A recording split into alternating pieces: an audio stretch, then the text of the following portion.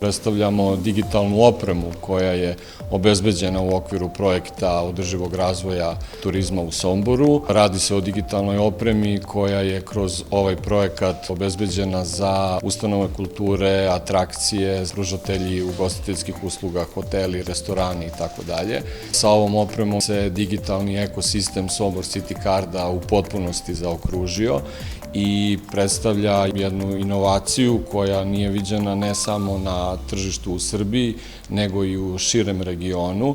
Na nama je da mi kao grad turistička, da otvorimo i prodavnicu lokalnih proizvoda, da što više promovišemo i upoznajemo naše sugrađane, ali i svakako naše drage turiste koji dolaze. Kako se koristi Sombor City Card, svakako da je lepo kada mi možemo da budemo primer dobre prakse drugim gradovima.